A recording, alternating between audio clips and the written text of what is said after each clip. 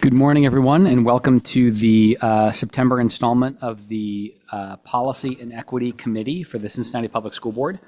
We're going to start by going around and doing some introductions, and maybe we can start with Rob on my right, and then just go around the room.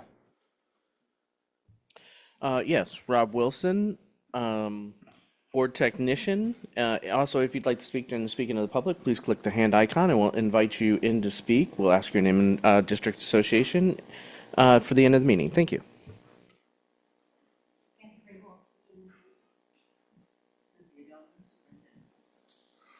Ben Lindy, board member. Kendra Matt, board member. Stephanie Scott, assistant general counsel. Emily Campbell, curriculum and instruction director.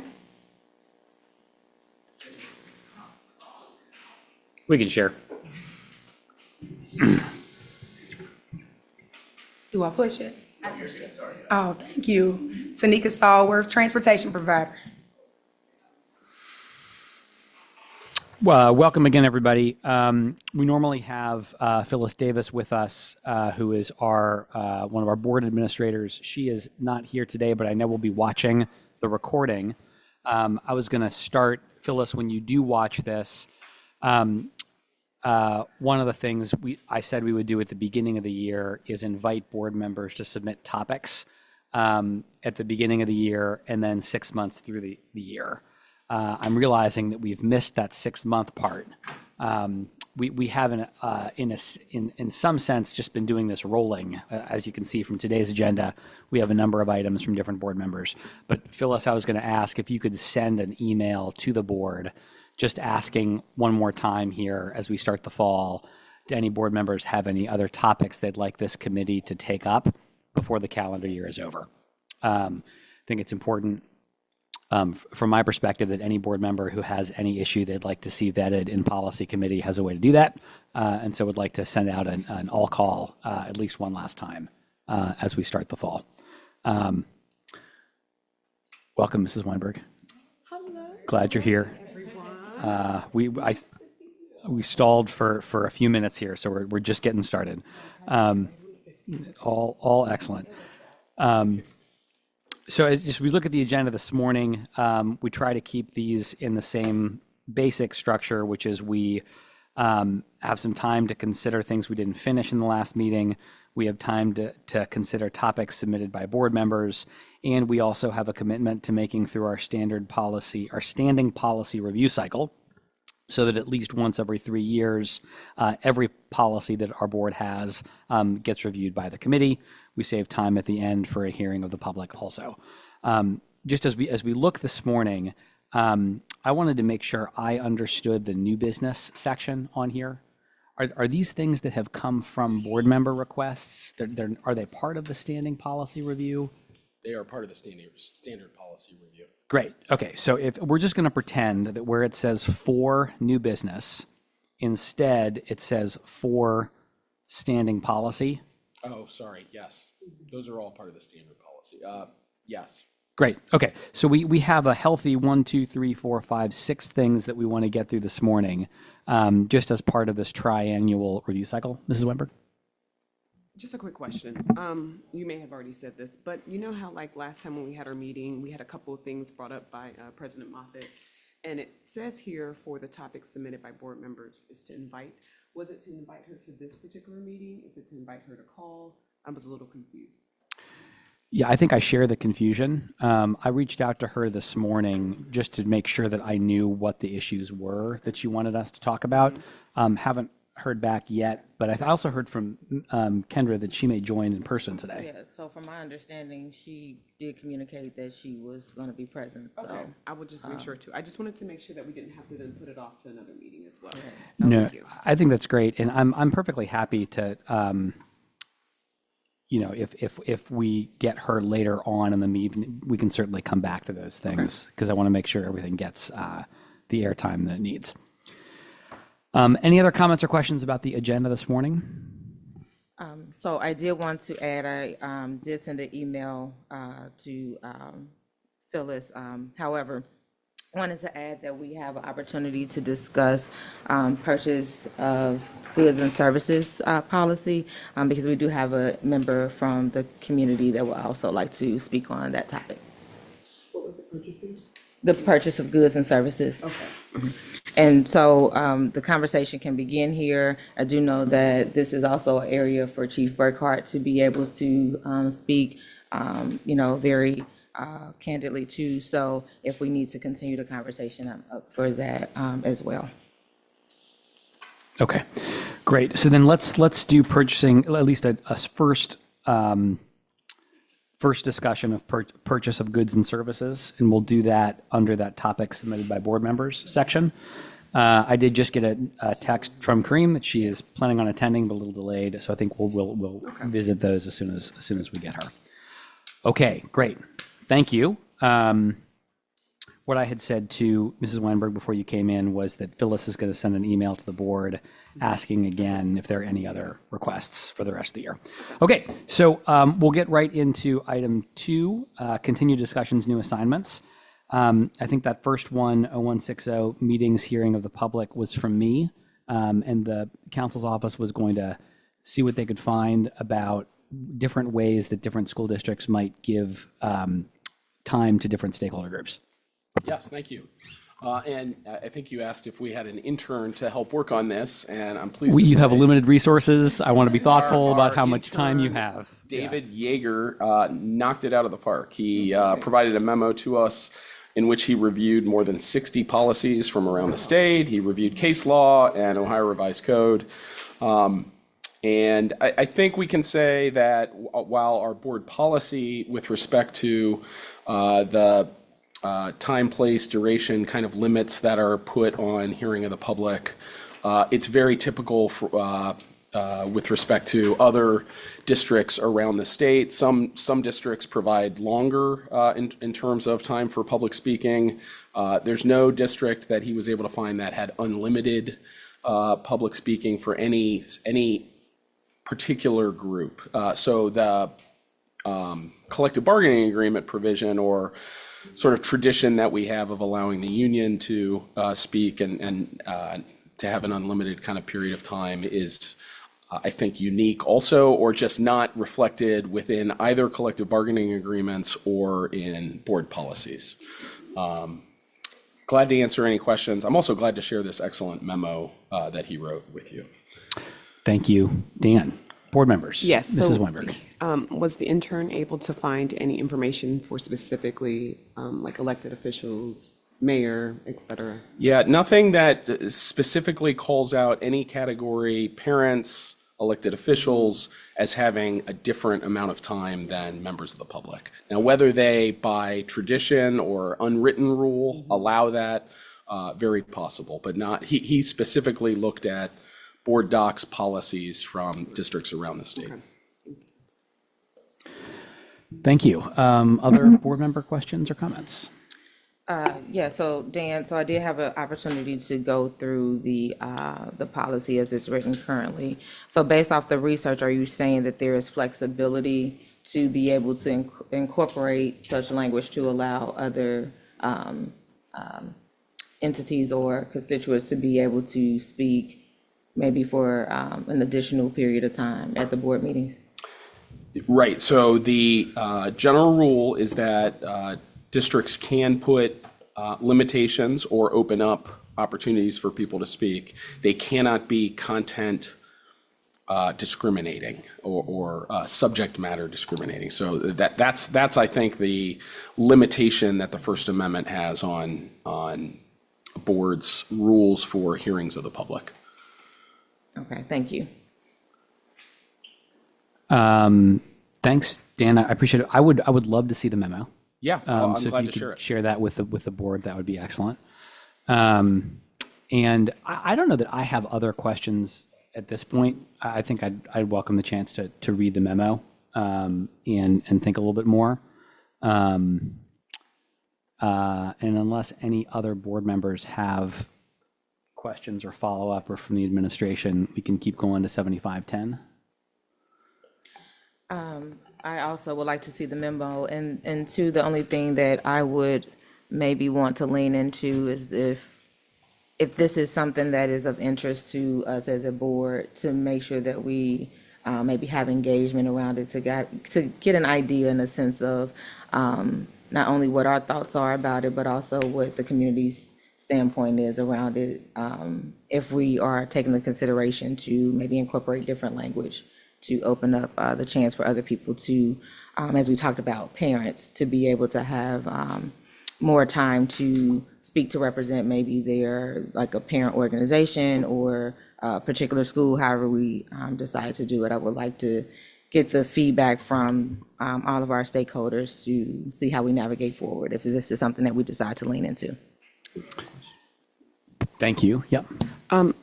So Board Member Mapp, just wanting to make sure, so are you requesting or wanting to have the discussion on more time than the 3 minutes? Or are you just, what is your actual ask? So from previous board meetings, I know, and correct me if I'm wrong, Board Member Lindy, the thought was around having maybe more representation. Like a parent group? Like a parent, yes. Okay. And so really trying to get an idea of what that would look like, and also maybe wanting to hear some feedback from the community. I know some of the maybe parents or community members have spoken at the hearing of the public around this particular issue too. So really trying to gauge what their perspective and thought is, if this, again, is something that we're considering as a collective. So, and my thought is, I would love to see the memo as well, but I'm also thinking in my mind, since the hearing of the public, it's open to anyone, they could have already came along with their parent group, such as the particular, let's say, a school. They could organize and say, okay, we're coming to the board meeting at this time. They still would always get the 3 minutes. They don't get more. So they could already take it upon their own initiative anyway. But are you saying that you wanted to maybe be more formalized?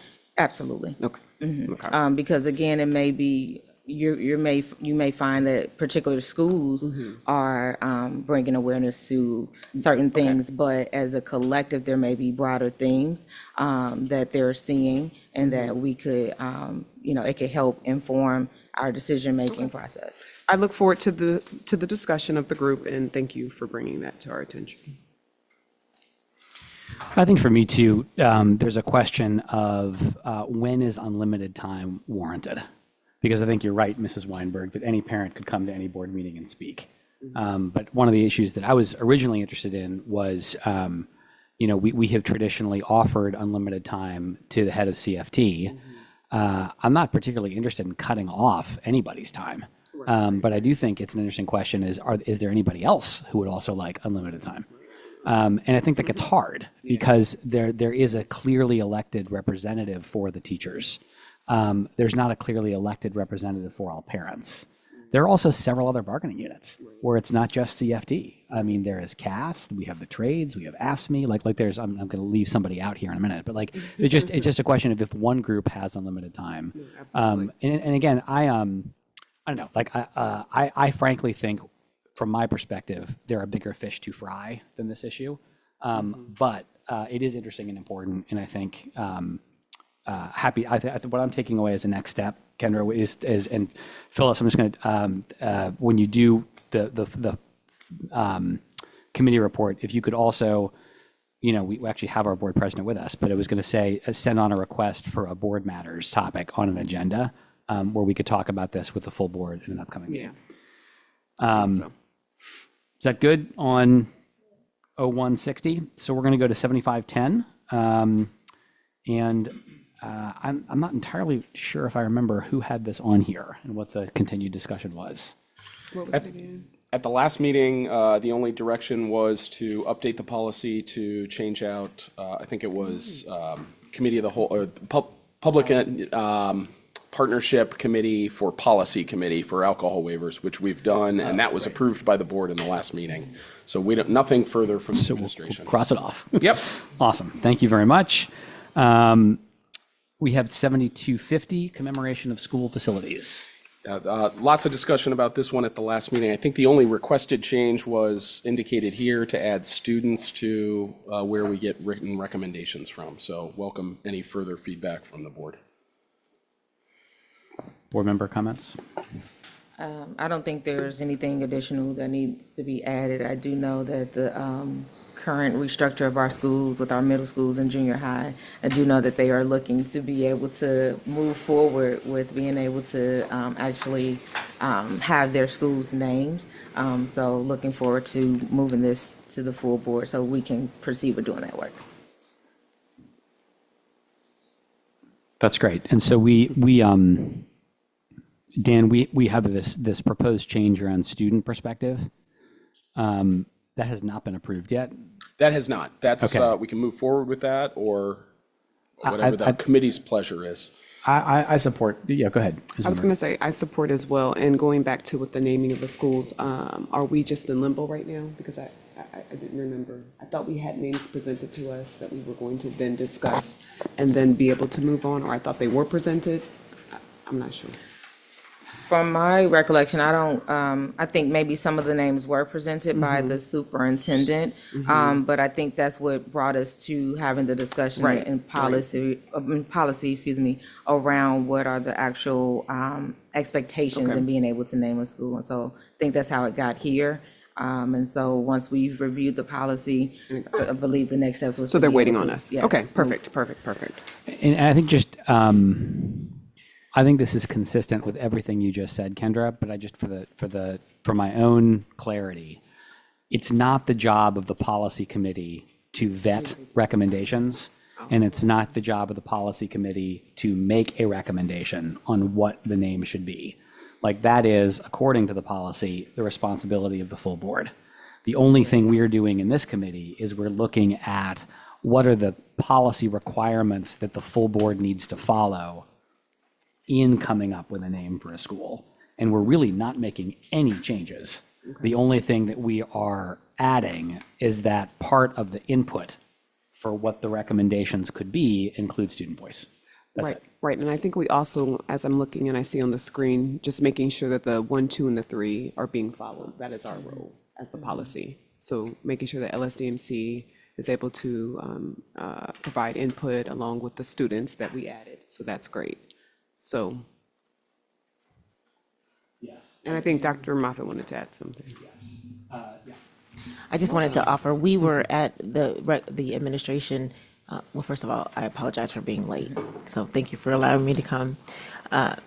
The administration suggested names, but they did not have LSDMCs formed at the time that they suggested those names. So there was a request for more engagement with the community, and they were going to form the LSDMCs to also interact with the namings that they had suggested, because the principals came up with those names, but not the community, the schools. So that's where they were with regard to the naming. They gave us some suggestions, but that was just principal input, not LSDMC and not students.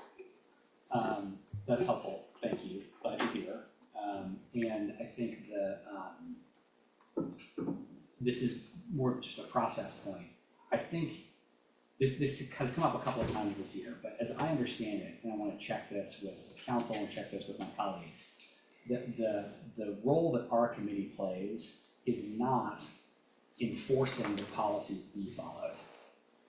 What the role of the committee is coming up with recommendations for what the policies should be. And that the board finally approves what the policies will be, and the board is what then holds the administration accountable for following or not following policies. We've seen some examples of when we've done that, I think, over the last couple of months, but that it's, that's my understanding, but I do want to just make sure I'm on the same page as everybody. So I don't know if I necessarily agree with you. I do think policy serves a role in terms of ensuring that what is written, whether we revise it, whether we add to it, but it is our role to ensure that it is being followed correctly. And if there is an issue, most of the time it is reported and it comes to policy, and then we also bring those issues and bring it to the full board. So I don't know if anyone else feels the same way, but that is my understanding of the policy committee. Yeah, Yeah. I would, from what I'm receiving, I think I would have to align with what Board Member Weinberg is stating, is that I think, obviously and policies can come from, the board and from our, committee, it can come from administration. As the policy is written, I do think that it is the expectation for us to, if there is a concern, for us to make sure that we are interpreting what that policy is and making sure that we are adhering to that policy. And yes, bring it back to the full board to make sure that there's alignment there as well. I hear what you're saying in terms of not wanting to maybe get in the weeds of things as it relates to policy, but I do think that we have a responsibility to ensure that what the expectations are that's written in the policy is upheld. I think I'm just confused a little bit, and I think this is worth spending a minute on. And at the end of the day, I don't have a big dog in this fight one way or the other, but I do remember this coming up in the context of the LSDMCs and the principal hiring, and I think there was some sending of issues to this committee, and I remember a conversation we had about how what we're not going to do is conduct some kind of inquiry or investigation into whether or not a policy was followed in a particular principal hiring situation. What we would do is check to see whether or not the policy has the stuff in it that we think is important. And then if there's a concern that the administration's not following policy, that's an employment issue. And we can even use executive session to talk about the issue with the superintendent, but that it's really the province of the full board to hold the administration accountable for following the policies that the board as a whole has passed. So I have some confusion about how we set that up. Could I just invite council for a second to offer any historical perspective or any idea? Yeah, I mean, I think it's right that the committee does not have any judicial or executive authority to enforce policy in specific matters. However, the bylaws provide that in addition to working on revising current addition policies, rescinding policies, it also says receive suggestions or concerns from students, parents, employees, and taxpayers concerning the effectiveness of current policy or the need for new policy. So. Okay. So I don't think that, calls for necessarily individual circumstances being adjudged by this committee, but if the policy itself is not working, that I think is grounds for the committee to act.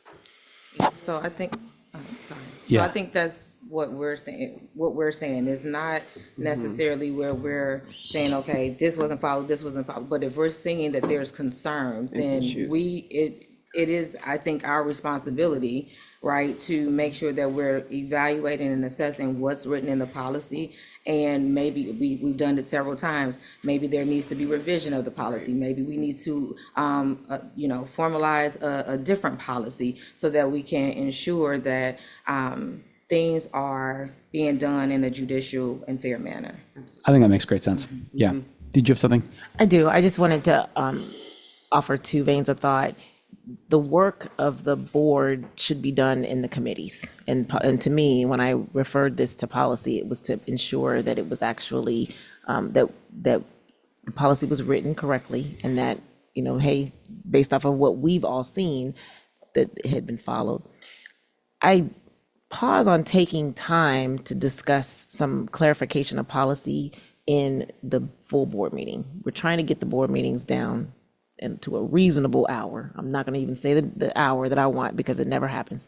But I just think that clarification and any changes that need to be made need to be worked out here and then discussed and shared and flushed out with the full board rather than have the full board take time during a full business meeting to flush out those things that I think you all can hear from the full board meeting and then interpret or ask for further clarification and then bring back to us revisions that are necessary.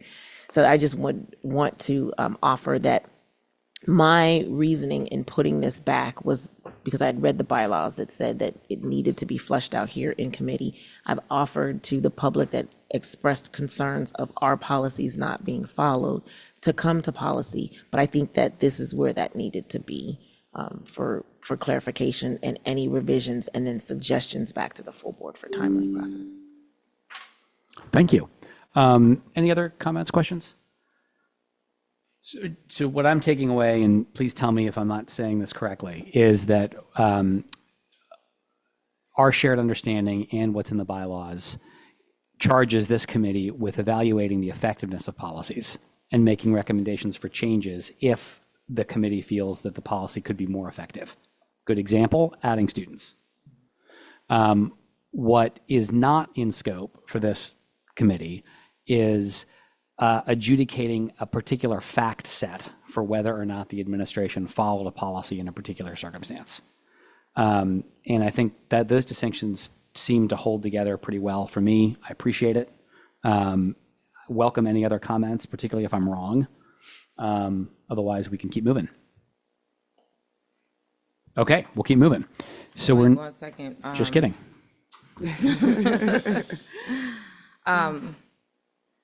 I think it is also equally important, I don't know how we navigate this, but I do think that it's equally important that the administration is adhering to the policies that are in place. When you think about the superintendent or the superintendent standards, there's a particular standard that is evaluating the superintendent on governance and adherence to policy. And so I think to your point of making sure that things are flushed out, those are conversations in executive session to say, this is, an area of concern, and how do we work through it to make sure that it's reflected in the procedures which the administration is accountable for. Yeah, no disagreement from me whatsoever. And I would agree with that. Thank you so much for bringing that up, because we do evaluate her in terms of that particular standard and section. So thank you. And I'll say, look, too, like I'm open to a more expansive view of this committee. Like this was before any of you were on the board, but in my first year on the policy committee, I had asked Lauren, the audit executive, to do an audit of 4 different policies to check to see whether or not the administration was following certain requirements that this policy committee had. And I think we have a lot of policies, and we do not have a systematic way of checking to see whether they are we deal with issues as they come up reactively, but we do not have a systematic approach whether all policies are being followed. I think it would be great for us to have one. We have not done that in 4 or 5 years. But I think that if that's something that, if that is something that the board as a whole, I think, wants this committee or some group to take on, I certainly would support that. It's just we have for the last 4 years or so not done as much of that. But I would be happy. Maybe we can talk about this at a future meeting or at the end of today if we have more time, because I would have a lot of energy for that. It's just different from what we have done. Okay, so 7250 commemoration of school facilities. We just did this, yes?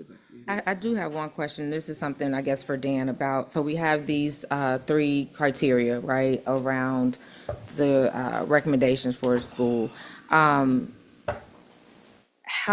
do we weight that, right? So if we, for instance, had recommendations from all of these sectors or subgroups, how do we as a board take that into the final consideration and say what the actual name would be? Yeah, I mean, I'm going to start where I started when we talked about this last week. This is not necessarily a policy that I think the board has always checked off each one of these requirements before it has renamed a school. So, I mean, it was updated, gosh, it's more recently than '09. So I would say maybe it was 2020. I know board member Bates was, this was a policy that she helped to revise, but I don't know that those 3 have always been checked off.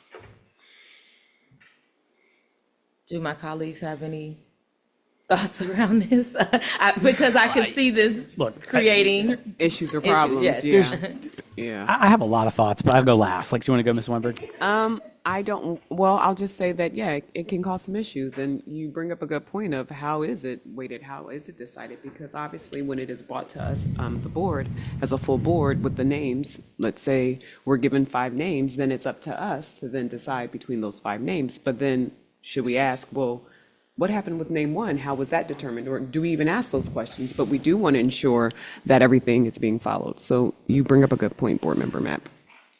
Look, like I think it's part of the this is going to be hard, I think, no matter how you do it, right? I think if people have a strong feelings about their school, or you're bringing two schools together, and so part of why I wasn't sharing a ton is I don't think there's a version of this that makes it like fully easy. And so I'm with that as a caveat, though, like I think one of the things that is really helpful in policy is fixed timelines. So like we put in our evaluation policy, it has to be done by the first meeting in October. If there were something in here that were a forcing mechanism, like a school will have a name from the board within blank period of time from blank initiating event, it would be a forcing mechanism. I think that would be helpful. I get a little nervous about requests for naming school facilities shall include all three. I feel really strongly that all three of those groups need to be invited to submit requests, and that if they do submit requests, that the board considers them. But if there aren't particular public-private partnerships, or like a particular school's LSDMC is quite happy with a range of things, that seems fun. So like I can imagine ways to make this better. I just think that even if we do all these things, it will still be challenging in some contexts, which is why I'm perfectly happy to support a range of different options. Yeah. So I agree with you that making it too restrictive could potentially lead to other ramifications, but I also want to offer that if the district is about engagement, then we need to hold those things firm and true in our policies, because those are the only things that the board really controls, our policies. Like we don't control the how it gets done, we control the expectation that it gets done, and that setting that framework. So to make them optional, to me, is giving the power away, is allowing one of them or three or two of them to become not as important and significant. If the board says that LSTMCs are significant and the community is significant, but then they're the ones that are chosen to not be engaged, let's say for whatever the reason, then the community could look at that and say that we don't deem that as significant by making it an option. So I just think that we need to, I don't think it's difficult to do 3 and to make it mandatory to do 3. I think that what we need to do is set that level of expectation that that's what it is. And if we find that maybe, hey, that's not feasible or it's problematic, we can always come back and adjust it and pivot. But to not set that level of expectation in the beginning, I think tells the community that some of those things are optional and perhaps they shouldn't be. So that's just my personal opinion. I would suggest then we have a healthy number of things we also want to talk about this morning. And I think I hear some strong support for what's currently on here. So I say we keep it. Let's recommend that to the board with this change for students. And then I think it's just going to be incumbent on the board to make sure that this moves forward at some reasonable clip. Does that sound like an acceptable approach to everybody? Yes. Okay, so then we'll put this through for the next board meeting. Do people feel strongly about whether this go through the consent agenda or whether this be listed separately? I don't have a strong preference. I don't have a preference. I don't have a preference either. The only thing that I will consider, the only reason why I would say maybe separate it out is because I know Vice President Bolton was one that had discussion around it, although it's not like major change. So I don't have a preference. Yeah, I think if we've spent this long, yeah. if we've spent this long talking about it as a group, clearly there's stuff to talk about. So let's list that separately. Okay. Okay, so we are now on to item 3 or section 3 on our agenda this morning. It says topics submitted by board members. And the first item here comes from Dr. Moffitt.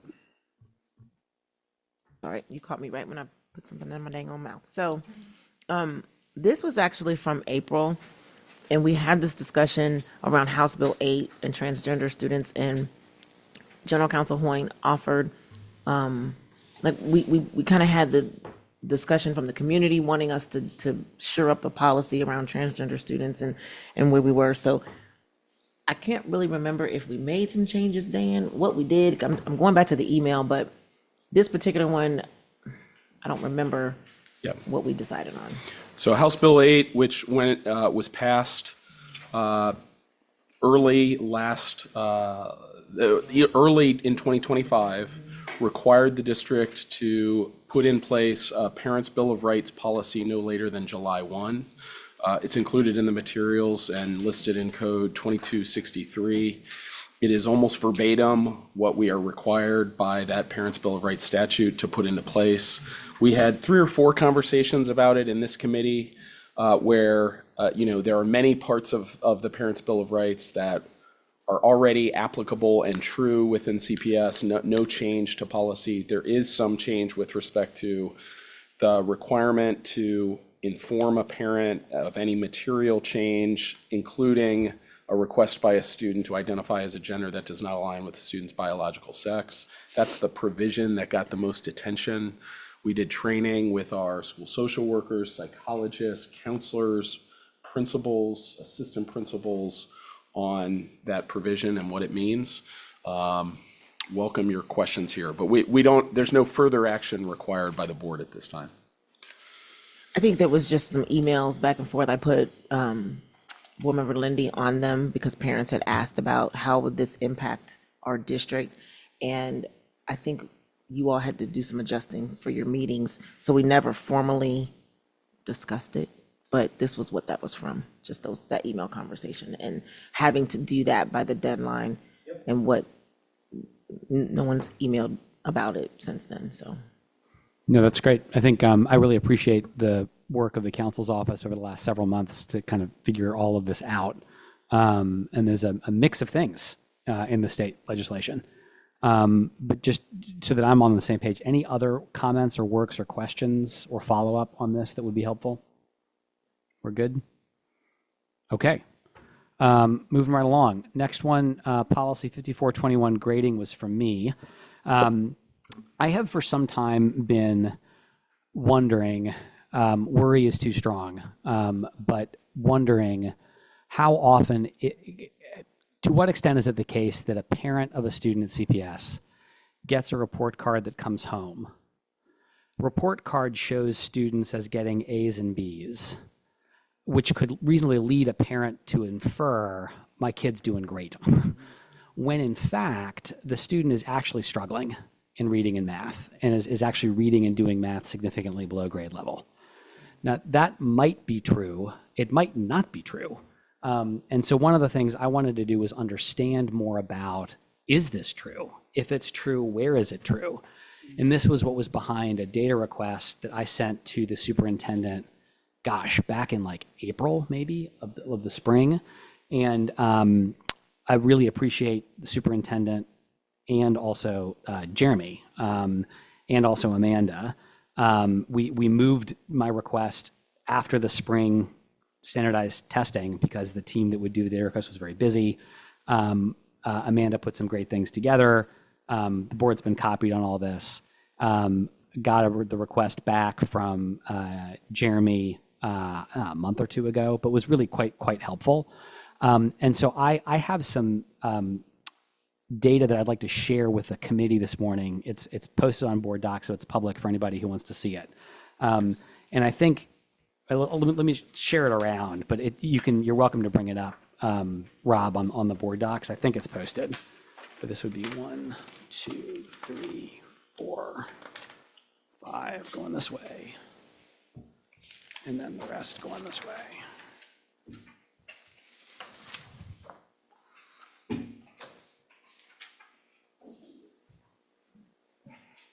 And this is what you created? Yeah, this is just a series of scatter plots based on the data that the administration sent. Now, I'll talk through it in a second, but I wanted to see if, there we go. Okay, so again, I just want to say my thanks to the superintendent, to Amanda Vargo, and to Jeremy Gollahue for thinking through this with me. It was very, very, very, very helpful. But what you've got here are 3 different schools, all anonymized. And these are all, each dot is a different 5th grader at 3 different schools. And the x-axis, the horizontal one, it says math grade.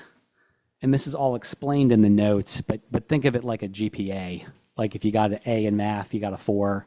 You got a B in math, you got a 3. You got a C in math, you got a 2. There are some half scores in there. That's because maybe you got an A first quarter and a B second quarter. So that would give you a 3.5. That's why you might see some dots that are in the middle like that. And then the y-axis, the vertical axis, that's showing the percentile of the same student on iReady. So the 50 line is really important because, as I understand it, and Emily Campbell's here, so she'll tell me if I'm messing all this up. But like, I think the 50 is basically the student is on grade level. And so this was so interesting for me to see because the 3 schools are so different. If we start all the way on the right at school C, here, the kids who are getting A's and B's are at or above grade level in 5th grade math. That's why I put a big green circle around it, because I think that could lead a parent, let me preface this too with like, grading is really complicated. You give grades for lots of different reasons. You give grades to reward like hard work and effort and completion and growth, not just like how kids are doing. What I'm not saying here is we should change the way we do grading. The thing I'm testing for is how often could a parent draw the inference from a report card that everything is fine when everything is not fine. And at school C, I'm not worried about that because the A's and B's track to kids being at or above grade level. The lower grades track to kids being below grade level. And so there, I think a parent would read a report card and take away a message that makes a ton of sense. If you look at B though, like I would be much more worried about what a parent would infer from that report card, because look at all those kids who are getting A's and are below grade level. I'm not saying they should get lower grades. Like maybe they came into that school super far behind and the teacher has moved them a ton and they're just still below grade level. But like, it sure seems like there ought to be a way for us to share with the parent that like your kid absolutely earned an A because here's what your kid did this semester. And I want you to know how much further we still have to go. Like I'm wondering, is there a way to kind of get at both of these things? And then you look at school A, and it's just a mix, you know, like you've got kids getting A's who are way above grade level, but then you've got a ton of kids who are getting B's and are significantly below grade level. And so what the message that I got from this is we just have a mix of things happening in our schools. And as a parent, like visibility into how my kids are doing is really important to me. I don't want to speak for everybody. But you know, I've been wondering about this for a long time and I didn't want to jump to any conclusions until we had some real data to look at. But the data, to me at least, says, at least in some cases, I'd like to see if we can do better in terms of what we communicate to parents and report cards. But that's just my perspective. Yeah, Mrs. Weinberg? Yeah, so just to add in a little bit, you know, from obviously being in the classroom, the report card is not the only thing that is shared out with parents. I do know that, for example, if the child comes back and they are below their particular level for their diagnostic, they are usually put on a RIMP. So the parent is contacted. They have a 6-week or 9-week process in which the teacher has to sign off of the different interventions that she's doing, that he or she is doing. So the parent is usually contacted through that form. They're contacted also through the parent-teacher conferences if the parent is able to attend or if the parent is being emailed. So the report card is not the only thing that is being shared out. And I do appreciate you sharing these data points and showcasing, you know, if a student is getting good grades, then, you know, why are they not testing appropriately? There could be other reasons as to why the student is testing the way that they are. But I do think that it is the responsibility of our teachers within the district, and that is to be held accountable by the principals in terms of what are they communicating, the transparency, and et cetera. Are they doing all of the things that they're supposed to be doing to make sure that parents are aware? Thank you. Kendra, any thoughts? I do have several thoughts, really just trying to formulate them all, because one of the things that like we talk about the holistic approach, we do recognize that there are several factors, as each one of you have already stated, that goes into showing the progress of our students. And so, yes, we want to consider or continue encouraging those things, but I do think, to your point, I do align with you that we need to be able to have that concrete way of making sure that not only our students know and our parents know that this is where they really are, right? I do know with the iReady, as you were talking about the ramp, I do know with the iReady, they do that diagnostic, right, to help students recognize what level they are at. But I think those conversations need to be elevated, because just being in the schools, being a parent, we do have our students say, "Oh, I'm making A's and B's," or the parents are saying, "I'm making A's and B's," but then it is a shock when they see that iReady. Well, if I'm making A's and B's, why is it saying that I'm on a second grade level?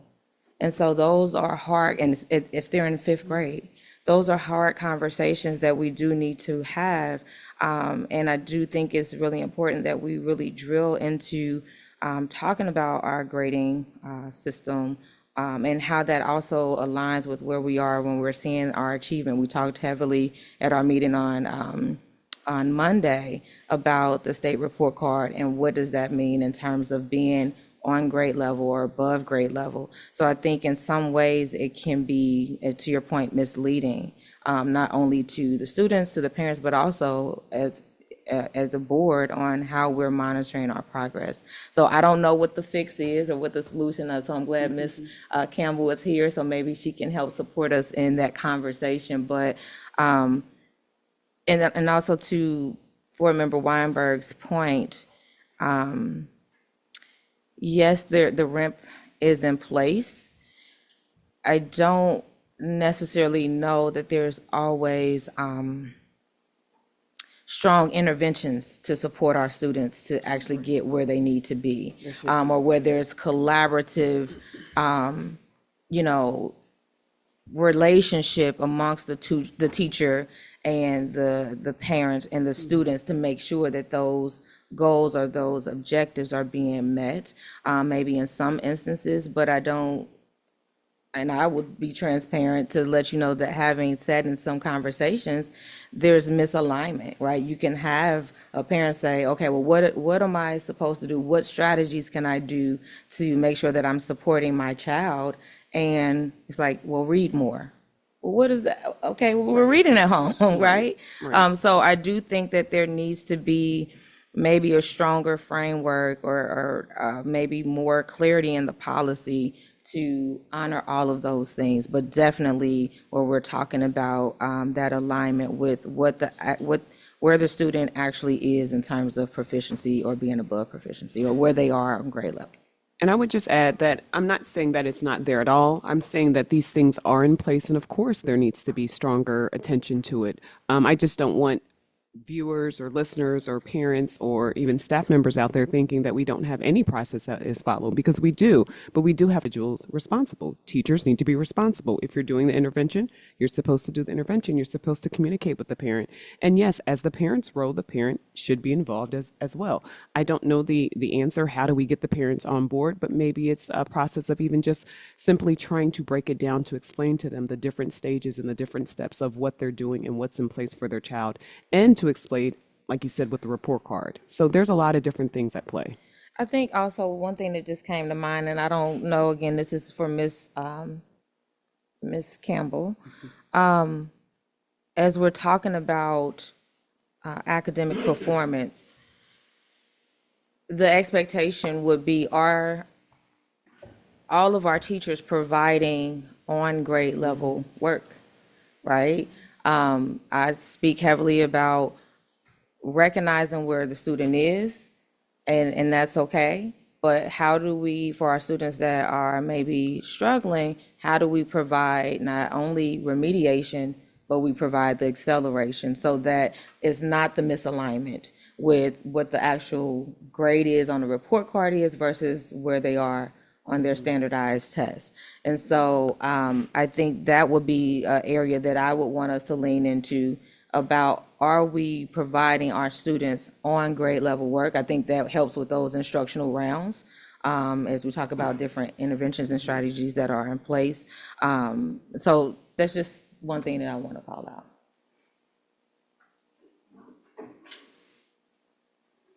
And just related to alignment, we have adopted reading intervention programs in the spring. Thank you to the board.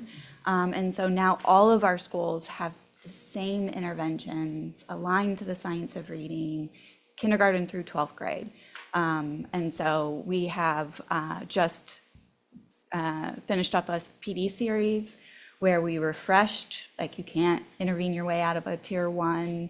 This is how you differentiate. This is how you scaffold when you have a child who is significantly below grade level but needs to access the content. And then in the second PD, we did, okay, and then how do you, in addition to that, intervene and enrich based on student needs? So we do have more alignment now with the reading intervention programs aligned to the RIMS that Board Member Weinberg spoke of.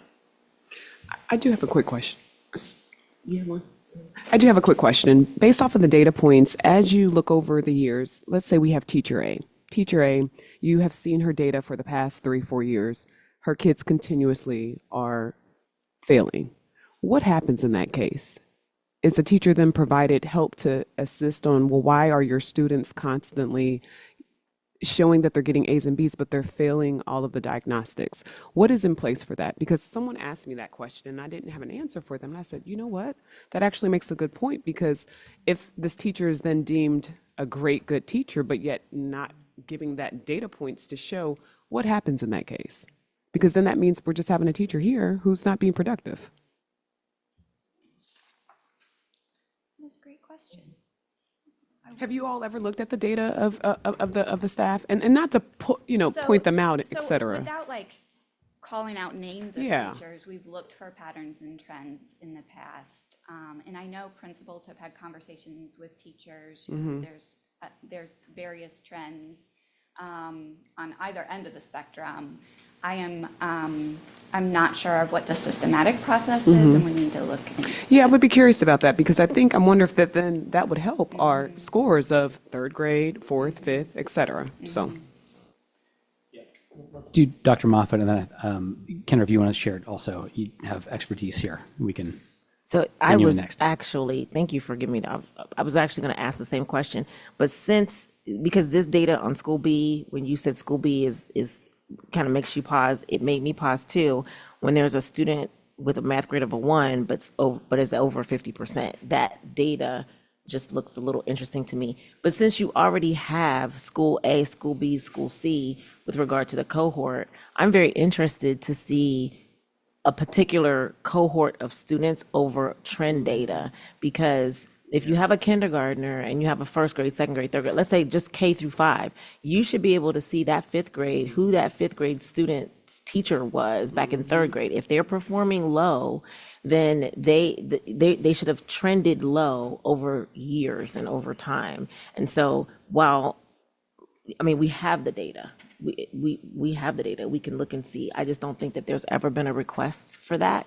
And I don't know if there is a plan to remediate that, but there should be. This is not to blame teachers, but it certainly is to identify and lift up where there needs to be some course correction or some assistance. But I think that the board should absolutely look at this, because I am very curious around trending data. If we have a student who has been with us pre-K, K through 10th grade, and they've been in our system, we know exactly what their scores have been over time. And we should be able to see if they were in the 2nd grade and they were below level, they were in the 3rd grade, they were below level, the 4th grade. If they can't read at the 10th grade level, that should have been identified. And so we need to put some things in place. And again, I think that's definitely an administrative concern, accountability. But since you have already taken out School A, School B, School C, my data mind is like, interesting to see what schools those are.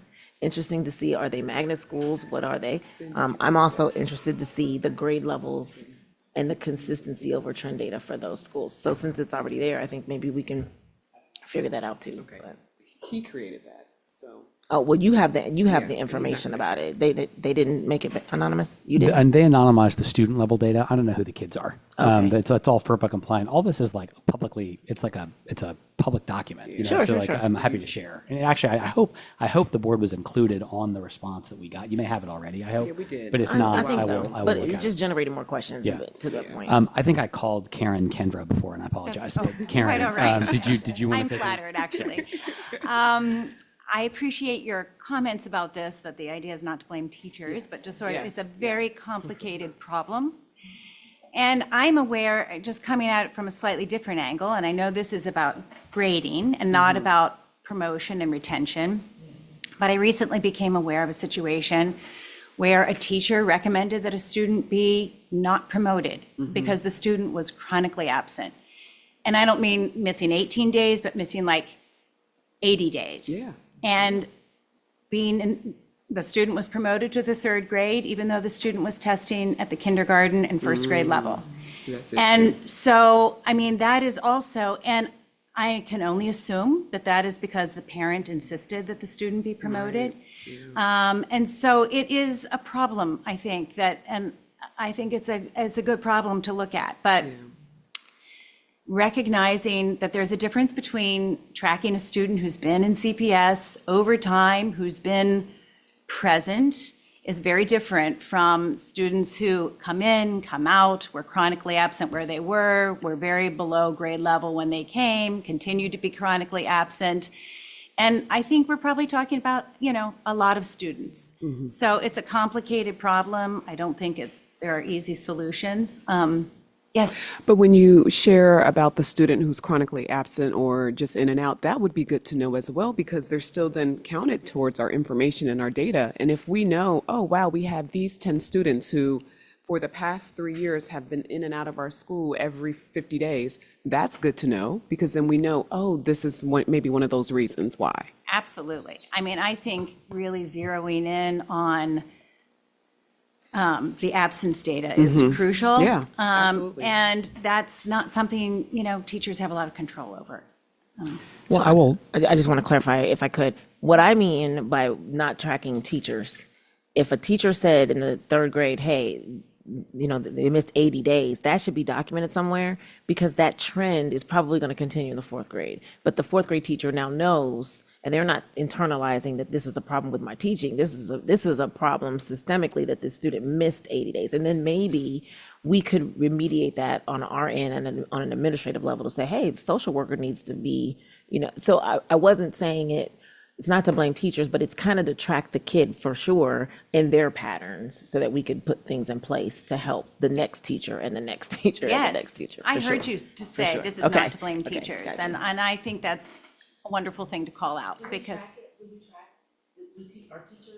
Are teachers able to track what they're seeing in their year for the next teacher? Like I don't know if it's focused, I don't know where it would I be. think but- so, yeah. Okay. Yeah. This is such a rich conversation, and there's so many important different threads. Chronic absenteeism, what's the curriculum plan to get kids what they need? I think that the reason I wanted to bring this to policy committee was, again, I've been wondering about this for quite some time. I didn't want to jump to any conclusions until we had data. I also think what the data shows is actually that this is not a problem everywhere. It's only a problem in one of these three schools. I don't know how they generalized all CPS schools, but like if the problem is like, to what extent could a parent draw an inference from a report card that isn't the full picture of how the kid is doing? It's not a problem everywhere, but at least in some cases, to me that seems like a real risk. So one idea I have, and I'm going to share this with you all. I don't think we're at a point to recommend anything, even if people like this idea, but we could keep talking about it. I didn't know Emily was going to be here. I'm so glad she's here. But what if there was a policy that said, when the report card goes home, in addition to the letter grade, which doesn't change, like grade kids the same way, on the report card would also go what grade level the student is on, in math and in reading, according to the most recent iReady. And the only thing that's doing is making sure families know the story that's in these graphs. It's not saying, we clearly have this data already, and it's not going to be part of the reason the data request took so long is we actually don't have the data everywhere. Like one of the reasons we're looking at fifth grade is because fifth grade was an easy place to look at this. But, just because it can't be perfect doesn't mean we shouldn't do something that's good from my perspective, and if we have a way to help parents see this, and I know, like as a CPS parent, I know that we get the iReady results sent home. I will say, however, that that can be a fairly intimidating looking document because it's got a lot of graphs and a lot of numbers and a lot of words like lexile or percentile. And I'm thinking about something that is really straightforward. Like your student is in the fifth grade. Your student's letter grade for the first semester is B. Your student's reading level is blank. Your student's math level is blank. I think every family deserves to know that information in a really easy to understand way. And I think we should communicate it on the place that most families are most likely to look, which is the report card. And so I welcome feedback. I don't know that I'm right, but this seems like an opportunity to do good in the world when there are at least some contexts where it might make a difference. Yeah. Ms. Weinberg? I like it. I do. It's very transparent, and it is allowing the parent to see the report card and to see the comment. I do know report cards allow for comments from the teachers, which some teachers provide, some teachers don't. But I do like copy and paste. Yeah, copy and paste. But I do think it would be something very simple to just, like you're saying, this is the grade level, this is their reading level or math level, these are their grades. And also, they can even provide what they're doing, even if it's a quick sentence of, we are providing intervention, please stay updated, et cetera. But I do think that would be something good to do. I don't know if it can be done on the report card. I don't know what kind of system, if that allows for that to kind of come out.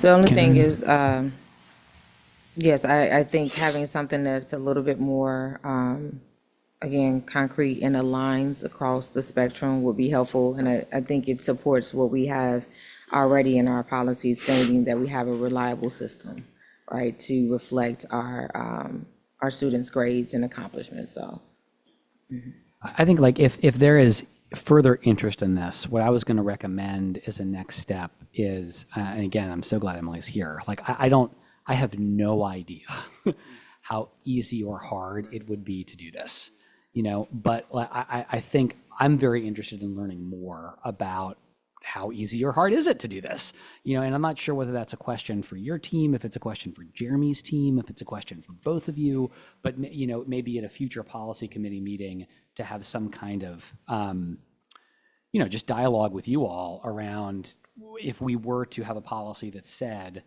on the report card, there's got to be the math level, there's got to be the reading level. How would you do that? How hard is it? What recommendations do you have? Do you see any downsides? Are there other ways of getting at the same value that might be an easier way to do it? What do you think? I definitely think it will be a collaborative group of looking into technical aspects of it, but also then how it resonates with families. So if I get an A and then and my child is in fifth grade and it says the first grade math level, how do we narrate that so that they see it as a way to get support for their child and be aware and not have fear and anxiety about how my child is performing too. So I think there's just a lot that we can look into just to see how we can best or better communicate progress and achievement. The thing, go ahead. I'm sorry. I think you raised a really good point. Right? Who's all a part of that conversation, and how do you communicate the information out? And one thing that just came to mind in terms of, maybe this is an opportunity for the conversation to be with the high school, teams and teachers, because I do know that on their report card, or their transcript, there's the expectation for any EOC that they have taken, it's reflecting what that score was, right? And so I think it yields an opportunity for conversation with those students and with those parents, as well as those teachers, but they're actually seeing the information there in addition to the credits that they've earned and what grades they received in the class. Thank you. I will just, I really like the way you framed that, Emily, about putting it in the context of what support could be available for the student. The thing I feel pretty strongly about is that we not shield parents from that information because it's already true. And I think that if it's what I didn't hear you say is, oh, we can't share that because I heard you say when we share it, we should make sure we also, and I just think I really agree with what you're saying. Yeah, so then I think, who are the people we would need in a policy committee meeting to have, it's probably a question for the superintendent. And maybe if Cynthia, maybe you could relay that to her or Dan or somebody. Just that I think we would, what I would recommend, subject to my colleagues' approval, would be at the October policy committee meeting, we have a discussion. It doesn't even need to be like a formal, it could be a presentation if you want it to be, but just who are the right people to have in the room to talk about how you would do this well if the policy committee wanted to recommend that we do it at all. But I think that would be a great next step. Is that any objections? Does that sound like the right?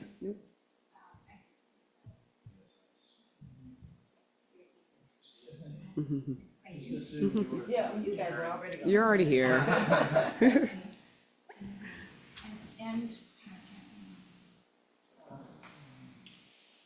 Okay, thanks everybody for 5421. The next one we have is Dr. Moffat on 9142. So I brought this to you all because of the robust conversation that we shared at the board meeting over time around the principal selection process for the two schools that were in question, Withrow and Taft, and the also enormous community concern that we had for those interims and the selection process. So I don't know if it was very clearly stated that the interim was not the board shared that the interim selection was not supposed to be involved in the principal selection process. And so that was something that we shared verbally, but I don't know if we actually put that in writing. So I wanted to have you all look at that particular LSDMC policy under principal selection and strengthen that with the verbiage that the board shared collectively around ensuring that there is community voice and that there is not interim intervention in the principal selection process. So it just says the LSDMC shall participate in the principal selection process as provided by 1520, employment of administrators, and make recommendations of a school principal candidate to the superintendent. So I will share, just on the LSDMC policy, 9142 on the back, under principal selection. That was one thing that we ended up having to reiterate at the board meeting on the floor. But I think that it needs to have a little bit more strength because, and say that it's on the back page. Because that, right now, it's just very, very ambiguous. So having been a chair of LSDMC under two principal selection processes, when I went through this, we had an opportunity to meet with the superintendent who gave us direction on her interpretation of this.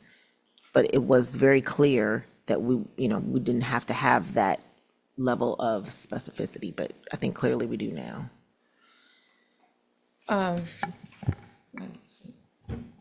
The only thing that I will add, I do recognize that it is not clearly spelled out. I don't know if it will help to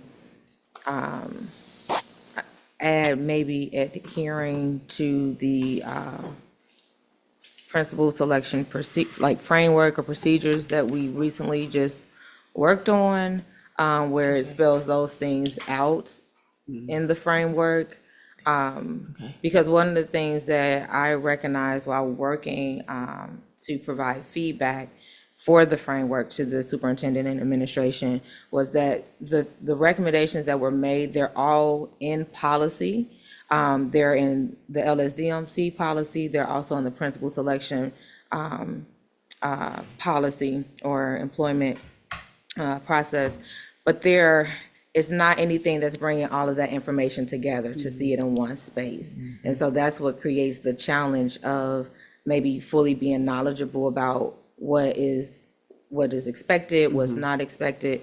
And so all of the recommendations that were provided to the administration came directly out of policy. So I think maybe being able to see it all in one space could help assist with that. And maybe it could just be language to say, adhere to the principal selection framework. I don't know, I entertain or welcome you all thoughts about that. I'm very open. Do any other board members have any ideas or reactions? Will you say it one more time, Kendra? So we worked on a principal selection framework. And so all of the things within the framework is speaking directly to what is written in policy. The challenge that occurred with the principal selection process was we have so many policies or different policies where it's talking about what needs to happen, but they're in different spaces. So you may find it in the LSDMC policy, you may find it in the principal selection policy, and those things are not speaking together. So there needed to be one document that highlighted all of those expectations. And from my thoughts, that's what I was hoping that the principal selection framework process would entail, where this is the expectation of the policy and these are the procedures that the administration is putting in place. And so if it is your recommendation to specifically have the language in the policy, we can, or we can do, I know with special education, there's the policy, but then there's also the procedures as to what is expected that's incorporated in that policy that people must refer to.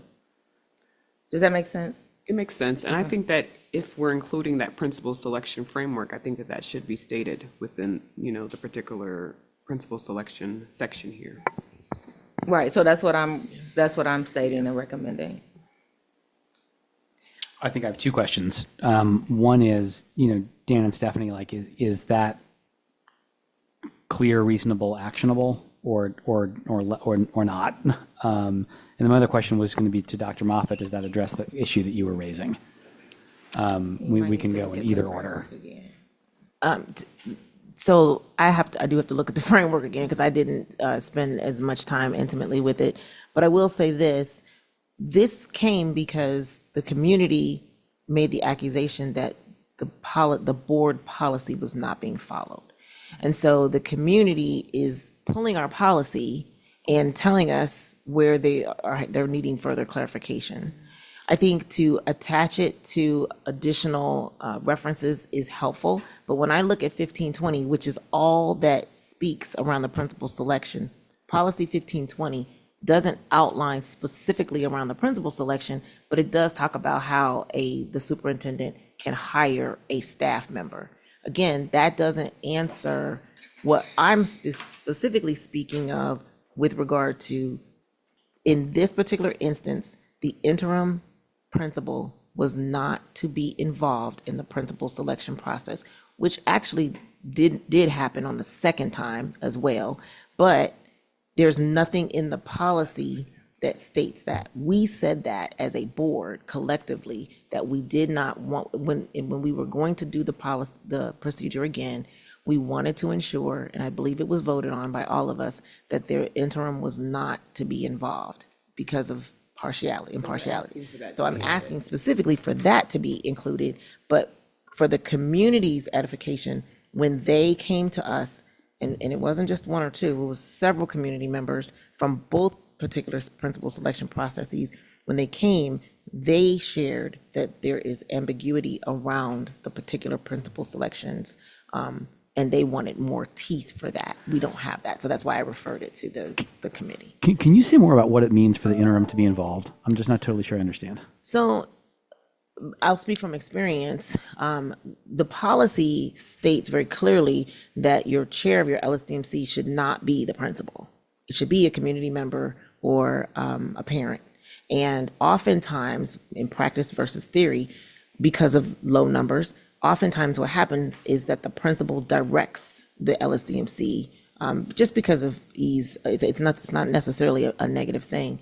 If a person is serving as an interim principal, then they are directing the LSDMC inclusive of their hiring process as well. And so there should be clear separation between the principal and the community member or the parent who leads the LSDMC.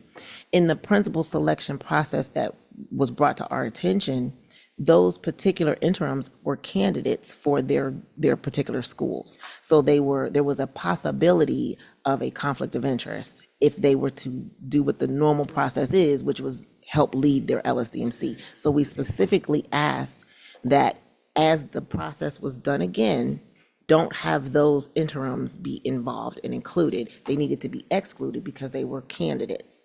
And that meant every piece of it. That meant from interview times, it meant everything. It was not to be directed, or they were not to be included. And heard from people on the LSDMC and in the community that was still happening. And when they went to the policy, there was nothing there stating that should not happen, because they were referencing the policy and the following of the policy, and that the board's policy was not followed. So I was asking, like, hey, let me take this to policy and have policy put some things in place so that they can see, that our request, our voice was the interim not be included because it wasn't stated, and B, that the policy is actually indeed being followed. Thank you. This is just me trying to make sure I'm following. So is it version A or B? Version A, at no point should an interim have any interactions with an LSDMC while they are an interim on any topics. Option A. Option B, even if an interim might be involved with an LSDMC on issues not relating to principal selection, the interim principal should not be involved with the LSDMC on any matters relating to the selection of an next principal. I think it's B. I just want to check sure it's not A. Okay. Correct. It's only if they are a candidate. I'll be transparent. This is not something I have tracked super closely. It is not something I have a very strong opinion about. It's not something I remember voting on. It's also possible that we did and I don't remember. So I certainly do not have a problem with option B. I want to check, does anybody, Mrs. Weinberg or Kendra? So, yes, we're speaking to B, and I agree with that.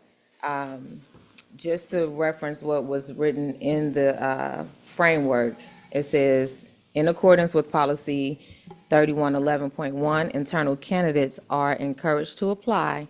However, in alignment with conflict of interest policy 1130, if an assistant principal applies, or you can add the interim principal applies, they must step down from their LSDMC seat prior to the initial meeting with administration. If other APs at the school are not applying, they may serve as non-CFT representatives on the LSDMC. So what I Would that be just during the time of the principal selection and then Yes. again there? Okay. Yes, so what I would recommend is if you all would maybe go back to the framework and just review that to see what language is in there.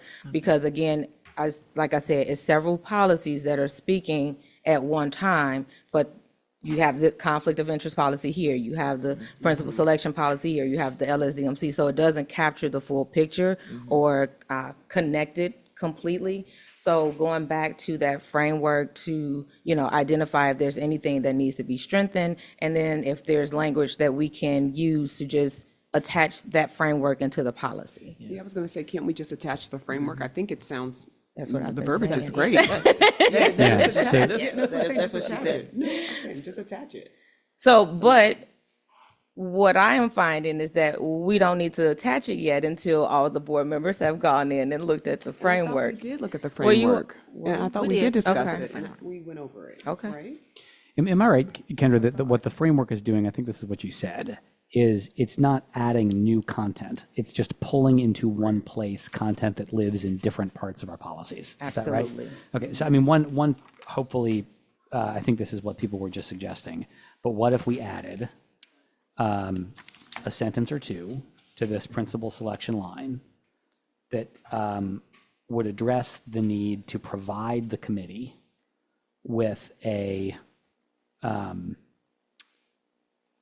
synthesis of the different relevant policies that should impact the principal selection process. It's basically saying in the policy that people who are serving in the SLMC should receive the thing that you are describing.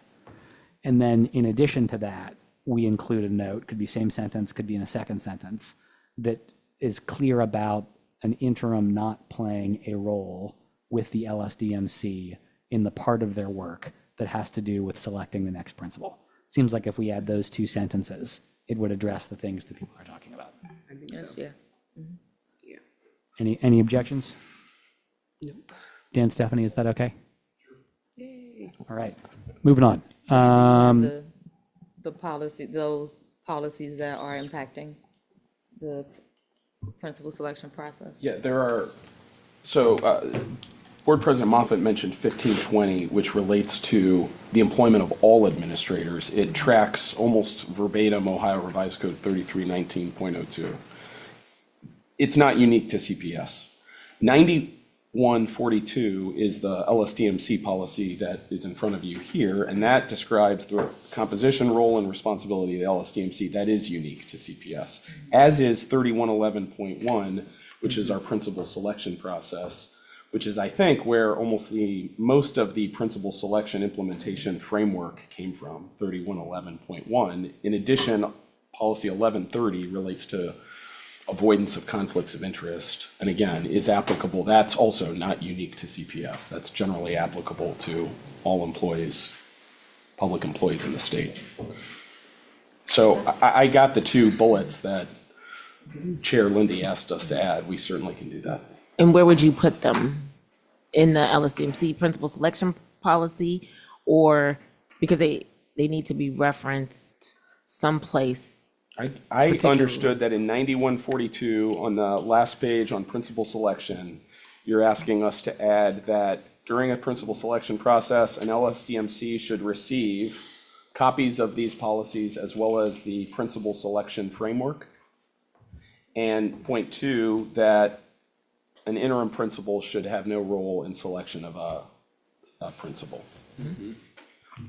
I would just add, I think historically, even an outgoing principal has not participated in that process by tradition. I'm not sure that that's written anywhere. Is it the interest of the board to enshrine that rule as well?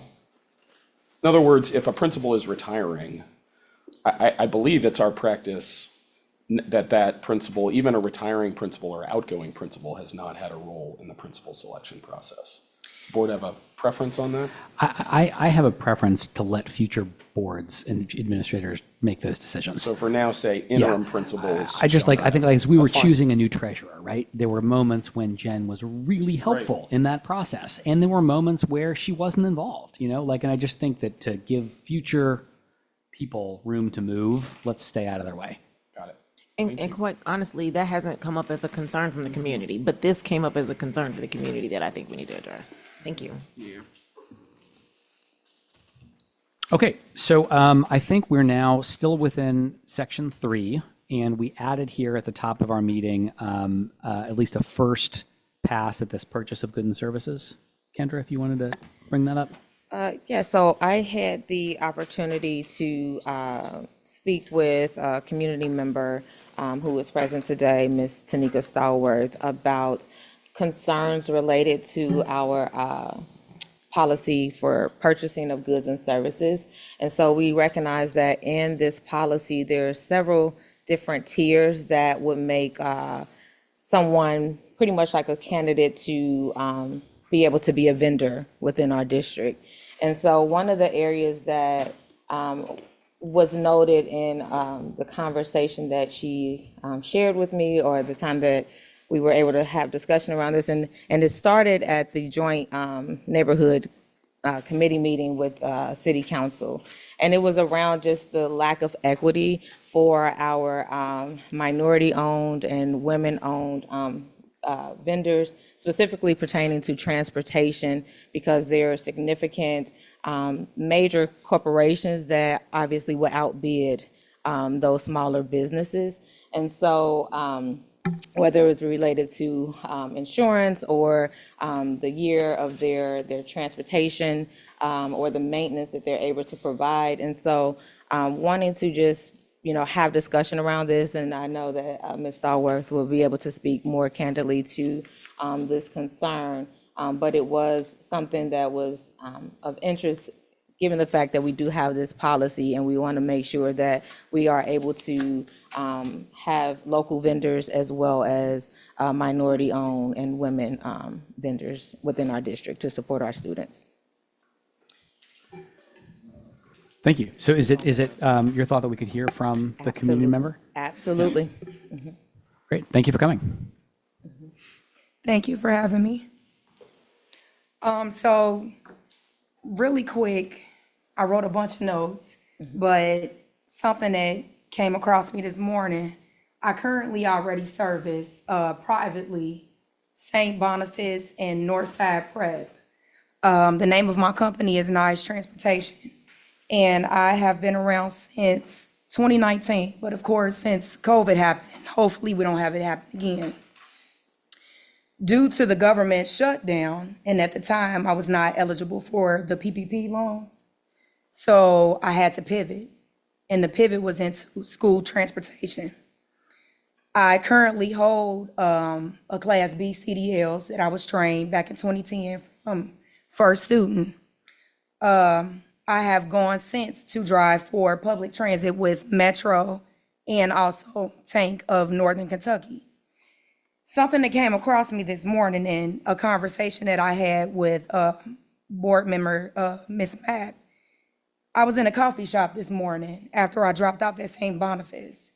And the conversation between me and that parent was, I gave her a business card. And I told her, I heard previously that she had a conversation with her son, who I found out is 12 years old, and he is riding the number 19 Metro from Hamilton Avenue down to the School of Creative and Performing Arts. What happened with him is that he got off at the wrong stop. So that meeting that was at City Hall before school started speaks to the questions that came up when Metro was asked about kids like him, what was going to happen when those kids got off at the wrong stop. So hearing that conversation, I didn't have time that day when the mom was speaking to the child to intervene, but I gave her a business card today, and I told her if she had any more transportation issues to reach out, because those are the type of kids that I service. I work with brokers though to get those contracts. So when we speak about opportunities, what I seen in a couple of my colleagues were that issues like insurance became a problem for a smaller business like myself to access those contracts. The insurance amounts that were deemed on the policy for us to have, it becomes an issue for a newly starting transportation company like myself to be able to access those contracts. But then there are still families in need.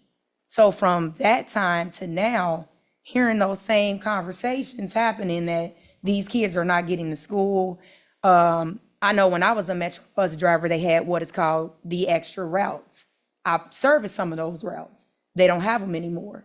So I spoke to the parent to let her know, kind of ease up on the driver a little bit, because she was like, the driver didn't make sure that my son got off at the right stop. And being one of those drivers, I know that you don't have the proper time to accommodate those students when they get on the route, because you still have to look at traffic.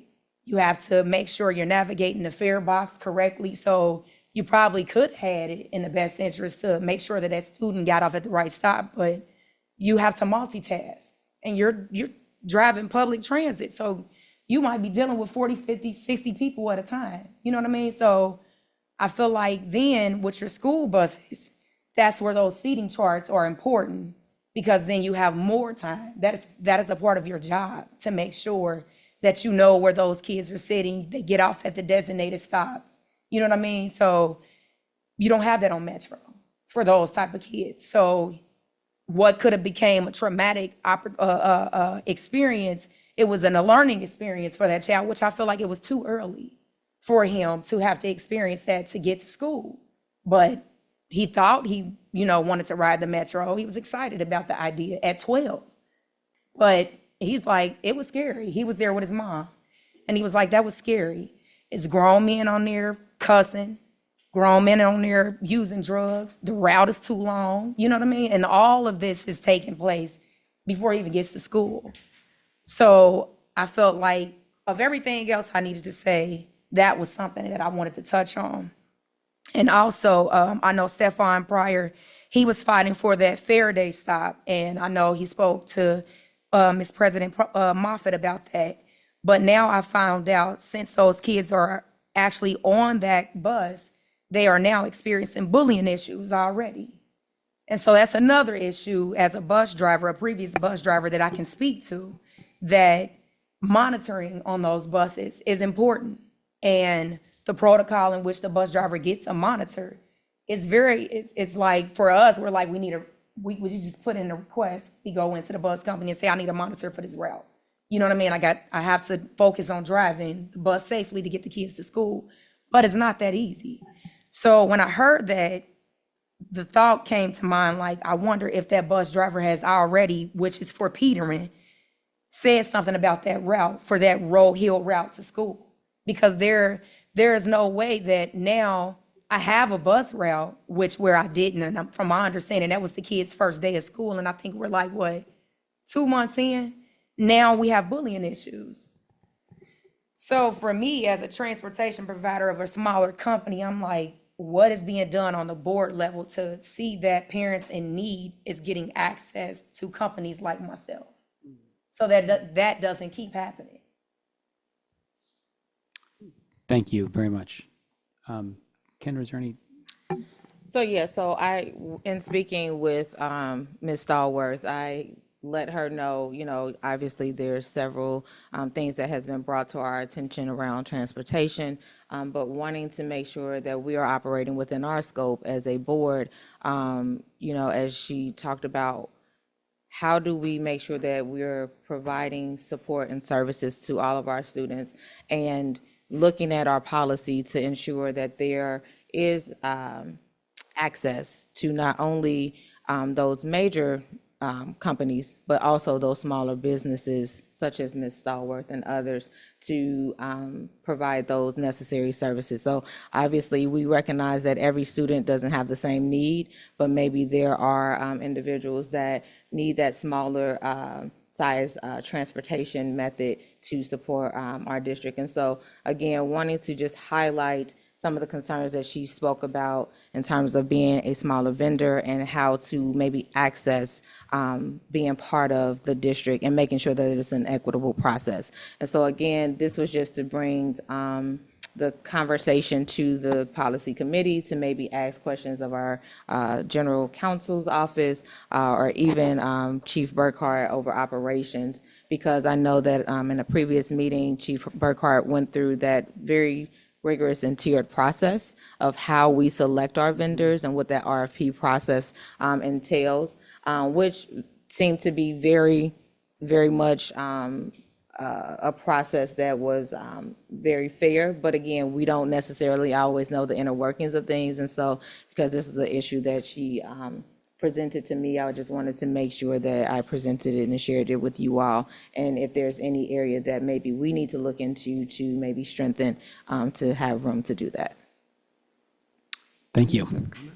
Mrs. Weinberg. Thank you again. You've been bringing some great things to us. A couple years ago, I know Board Member Moffitt also brought up the same issue, and I think it is something that we just need to make sure that we're constantly always reviewing and getting feedback and updates on. So I'm open to hearing, Dan, if you have any updated information or just a little bit of an explanation on the process, and how can we help small businesses, small minority-owned businesses as well.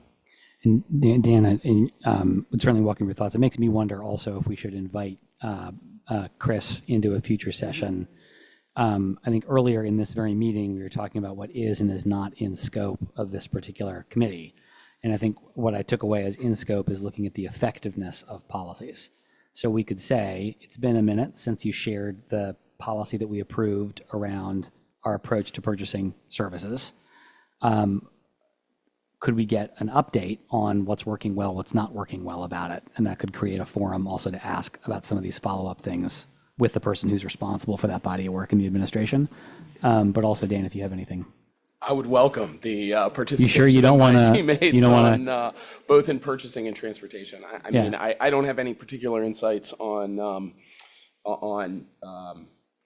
you know, where we are with transportation vendors, except to say that we are always looking, I think, for new avenues. We have used some new transportation vendors in the last 5 years that I think, because we've had to be creative. So I mean, I think that's any new entries into the market are welcomed there. And then in terms of the larger question about purchasing and ensuring that we're available to local minority women-owned businesses, be appropriate to get a status report from Trina Levens and our purchasing department and Chris Burkhardt. So. That's great. I think what we're not going to do is make a decision on one individual vendor Right, or another sure. vendor. What we are going to do for sure is check to make sure the policies that we have are effective. And so I think that to invite the administration and anybody who'd like to come, I think would be a welcome next step for, and we can do that at our very next meeting. And I think the understanding, I think for everyone was that's not the case in any way. But again, to just make sure that, one, we talk about engagement. And I know that several of us are very passionate about making sure that we are engaging all of our community members and that they have a room and a platform to be able to, you know, address any concern that they have. And so this is a way to honor that in the respective spaces that we, you know, whether it's a policy meeting or a budget and finance meeting or the actual board meeting. So wanting to make sure that we honor that. And then secondly, yes, to make sure that this was just about beginning the conversation. There's no action expected today. And yes, as I stated and shared with Ms. Stallworth as well, would love for her to have an opportunity to connect with our Chief of Operations, which is Mr. Burkhardt, as well as General Counsel and the rest of the, you know, policy to just, again, initiate the discussion. And has she sent an email? I do not know. Have you sent an email? Well, I think the only communication was sent to me. Okay. Yeah, Can you share that? absolutely. So thank you. We are going to end at 11:45, done which is in 15 minutes. And so what I was going to say is we will have. I do want to save a minute for Rob. Do we have anybody hearing of the public? Okay. But we'll get Karen for sure. But I do. We have these 1, 2, 3, 4, 5, 6 items that are in this standard policy review cycle. I would like to try to do as many of them as we can do well in the next 10 minutes or so. Dan, are any of these cleanup kind of quicker things that we could knock off, or do these really require some substantive discussion? The first one is critical to try to get through. It's an annual requirement that the board review and acknowledge the special ed model policies. So I'd like to get that one through for the next board meeting. The others are just a part of our regular review. So we can take as many as few as you'd like. Let's talk about special education for a minute. Has anything changed in the state's recommendations that we would be passing through? There was a new version issued in April of 2025. It is very technical, procedural changes, nothing substantive in terms of, but it does require that the board acknowledge the special ed policies once a year. Chrissy needs to upload something to the state, so. Okay, but I just want to make sure, if we say we green light this, we're not green lighting any substantive No, changes. not at all. Great.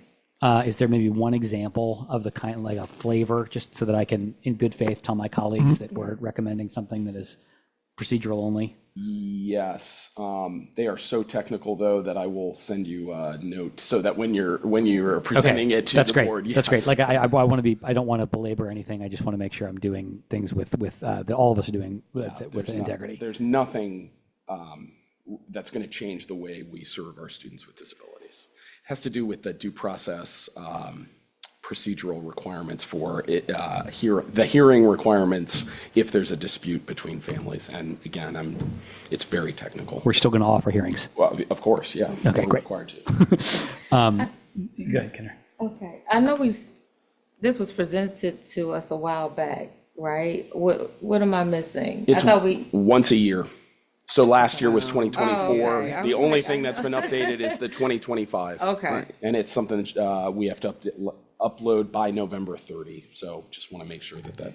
And I was going to say, I know that I had lots of questions last time we were presented, and I know that I was able to get a lot of my questions answered. And so you're just saying basically in red that it's just changing from 2024 to updating to 2025. That's right. Yeah. can I ask the question? And I don't know if this is in the policy or the procedures aspect of it. I would have to go back and look through it again.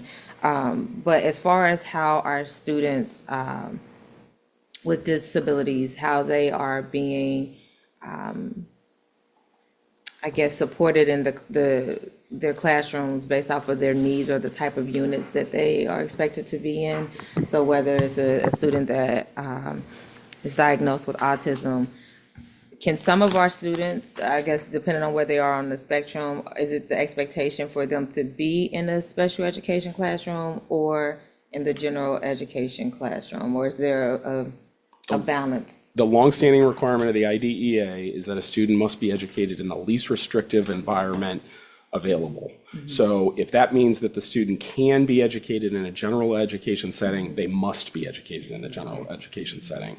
If the least restrictive environment is a separate classroom within a school, then that is where the child must be educated. And in some cases, we have students who have such complex needs that they need to be educated in like a separate facility.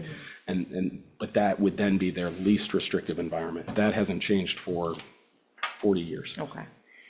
Just wanted to inquire about that. There is, just to get back, there are the 4 changes in the April 2025 version of the model policies are on the first, they're identified on the first page of the document that's attached and uploaded with board docs. They include, there's a change in the confidentiality provisions regarding the destruction of education records. There's 1 sentence removed, 1 sentence added to replace. The others are related to procedural safeguards. They are very technical changes, but they're all listed there on the first 2 pages of the special ed model policies that were uploaded on board docs. So you're saying that if we read the materials that are posted on the website, we would know the answer to the question that I was Honestly, asking? no, what I'm saying is our outside counsel tried to explain these 4 changes to me, and they were very, very technical, such that I glossed over. I was just trying to take responsibility for not doing all the homework. It's a 70-page document, and 4 sentences have been revised. Excellent. And this is state law. It's required that that we have these acknowledged once a year. Great. So we'll put these through. I think, in the consent agenda. And then if there are questions, we'll be able to refer back to this document that has the answers in them. Thank you. With our remaining 11 minutes, let's do our hearing of the public now, maybe, and then, Dan, to the extent we have time to hit the others, we can do that. That's great. So we have 1 speaker today, right? Any others? Great. Thanks. Thank you. I want to make sure I understand what's under consideration with respect to the parliamentary authority and the hearing of the public. I think I understood you, Board Member Lindy, to say that you're not interested in cutting off anybody's time, but there is a question about people getting unlimited time. I don't know if Julie Sellers has addressed the board about this before, but at page 4 of our collective bargaining agreement, at section 130, it says, the Federation president or designee shall have a seat and the right to speak at all public meetings of the Board of Education and its subcommittees. Her time has never been limited. In the past, the president of CFT has sat at the table with the board and spoken freely throughout the meeting.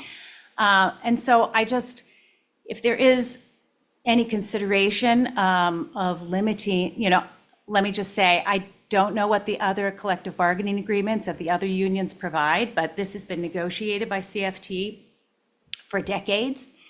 And if we would zealously advocate for this right. And I just want to make sure that everybody understands that, and really that I understand what the board is considering here. I'm not at the moment advocating cutting off anybody's time. Just so I'm clear, does the contract say she gets unlimited time? It does not use the word unlimited. I think there's a very obvious inference that it is unlimited, since she has the right to sit with the board at the meeting and speak. There is no limit. It neither says limited or unlimited, but in the past, it has always been unlimited. And, you know, she or any future president of CFT is speaking on behalf of 3,500 teachers, and that's a very significant role in the district. And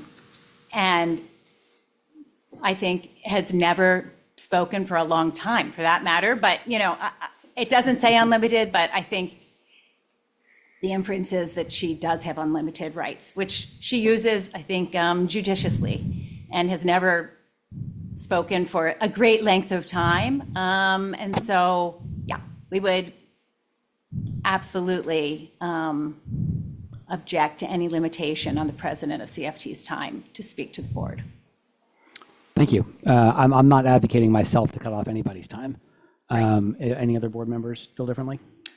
No, I don't think it was the avocation of cutting time. I think you were asking the question of who else could get time as well. I thought that's what our discussion was on. That was my recollection as well. Though I have to say, like, it's not obvious to me how you do that. You know, so like, and the reason I made the comment earlier is I think there are other bigger fish to fry.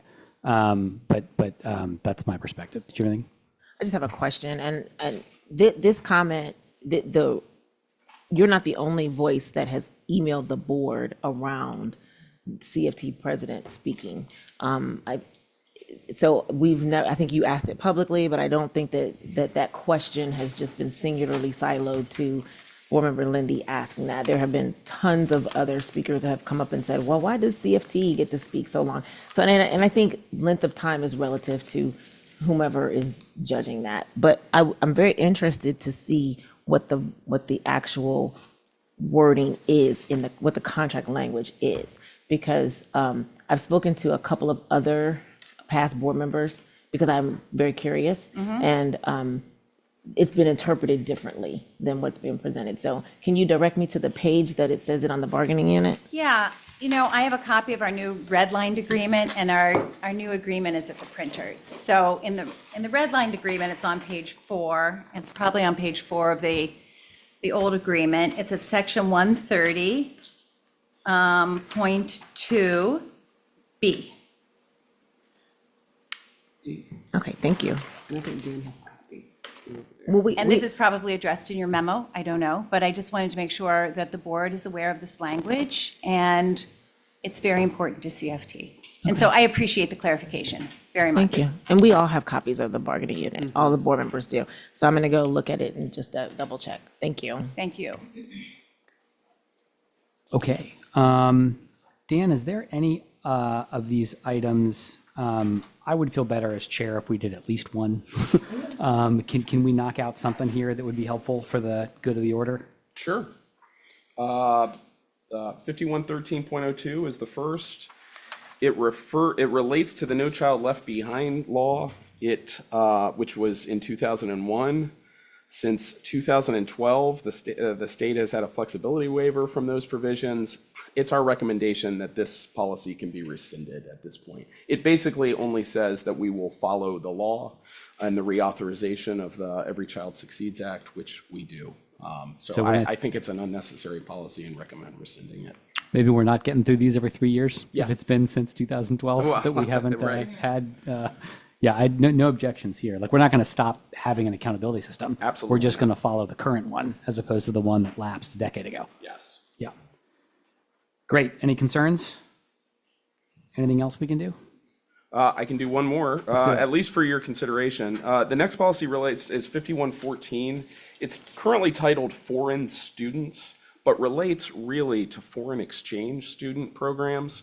You know, we have, and I recommend changing the title because we have all kinds of responsibility to our immigrant and refugee students That's a that great we've idea. talked about at length. Yeah. This policy relates to foreign exchange students that are a part of a program, district approved and actually federally approved programs for foreign exchange programs. I think there's some cleanup to just clarify that this That's policy who we're relates to talking those about. exchange students. Yeah. Any concerns? Great. Let's Thanks do for that. calling that out. Move That's a forward. great, good force for good here. And we'll pick up 5120 and 5130 when we meet in October, absent objection from anyone else. No, that's fine. Will do. Work with council? Yes. Okay, thank you, everybody. We'll see you next month. Have a nice weekend. Thank you. Thanks.